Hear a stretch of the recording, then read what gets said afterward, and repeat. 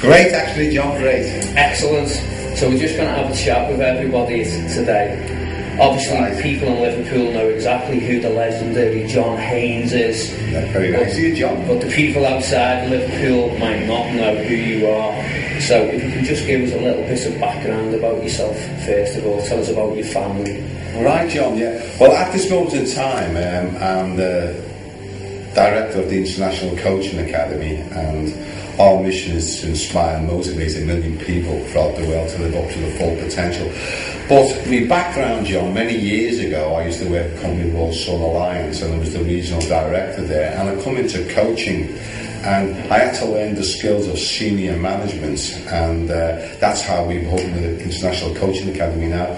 We're sharing, in a way, of 30 years of I used to be an entrepreneur and an entrepreneur. Now we're sharing all those skills with thousands of other people to get them to live up to the full potential. Excellent. You've got an interesting story, haven't you, about who you met while you were at the Royal? Didn't you meet somebody who's now become quite famous as a speaker? Yes, I've met... See, as you go through life, John, you do meet many people who make an impression on you, many people who you learn from, who can guide you. And many years ago, at a seminar, I met a person called Tracy, and he had a big impact on my life. He was only just sort of starting his career off way back, and he was in the UK, and I listened to him. He sprung something off in my mind, your subconscious mind. One idea transforms to thousands of ideas. And a lot of people in the audience weren't really listening to him, but somehow my still small voice had listened to this man. And since then, I've followed him, I've listened to him. He made a massive impression in my life, as well as all the other top gurus around the world. I believe you've got to learn from an amalgamation of different people. They've spent all their lives learning and making mistakes, and you can learn from them.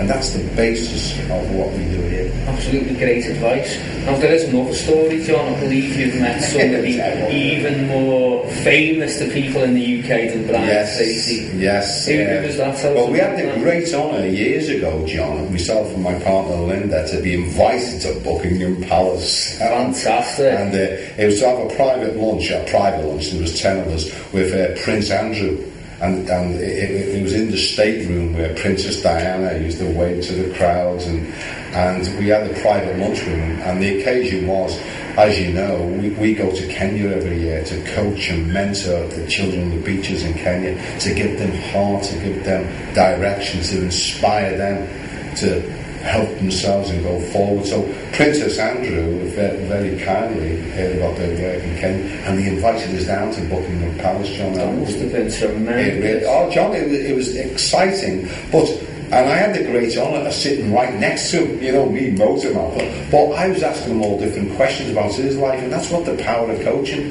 And he was pleased that I was asking him these questions, and he did reveal a lot of his personal life to me and his ambitions. He was a tremendously honest and sociable. Fantastic.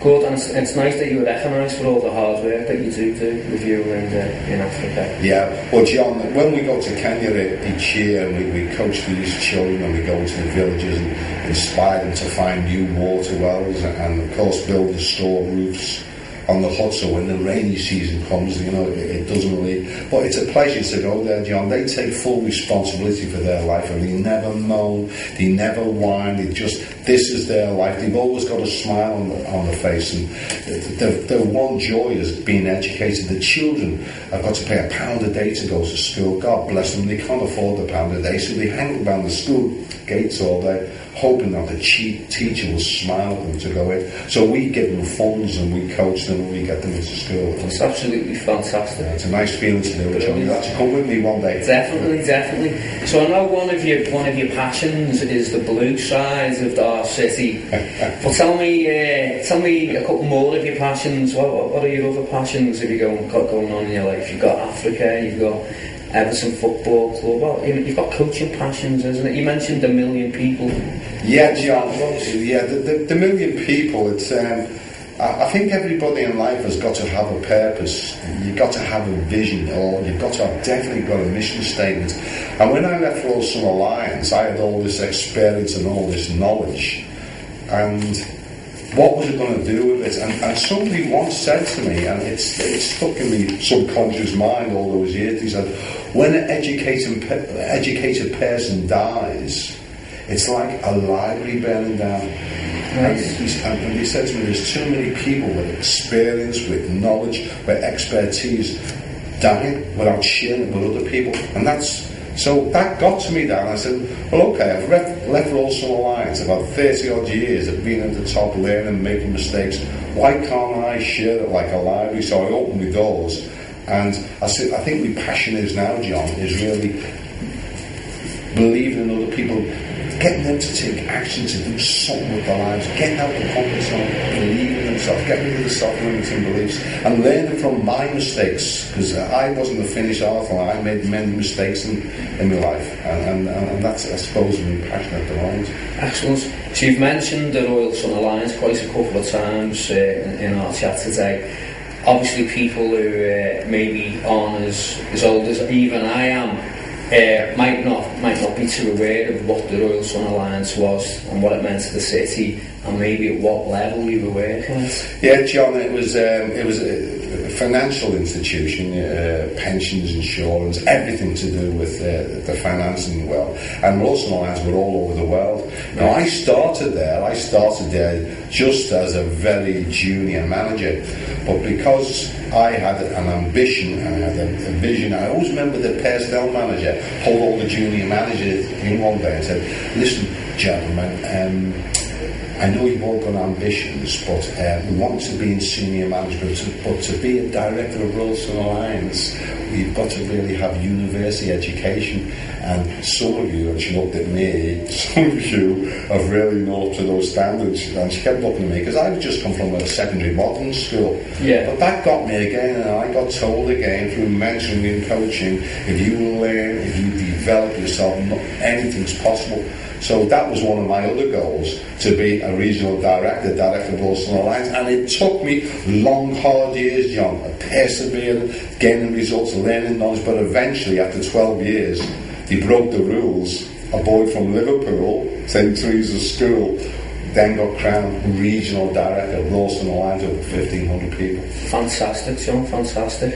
And obviously, a lot of people, when they talk about successes, they never want to talk about failures.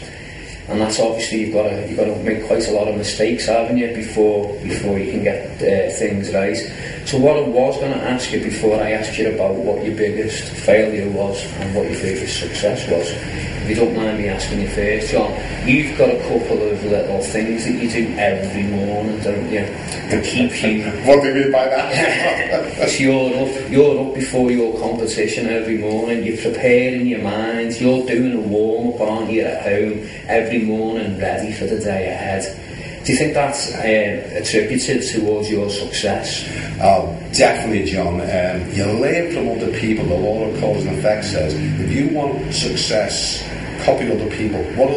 So the effects is they're fit, they're healthy, they're focused early in the morning. What's the causes? They get up early in the morning. So for John, I don't know how long, about 20 years now, I've gone into a habit. Now, everything in life is about habit. Good habits, failure habits, but I get up every morning, I'd say 5:15, and just a routine, I always do some nice exercise to give energy, oxygen to the brain. And I find, John, if you just do 20 minutes, half an hour in the morning, either going jogging or one of these treadmills, anything at all, you seem to have the energy all day, and you're sharper, the energies, and you're sharper with the mind. And then the next thing you do, John, is write your goals out, the things that you want to do. You write them out every morning. Keeps you focused to stop the time wasting. Then you do your visualization, where you want to be in a year. And then, of course, you do some inspirational reading. And, John, it takes about an hour and 15 minutes at the most. So I go to bed early to make sure I can get up at 5 o'clock. And I tell you what, John,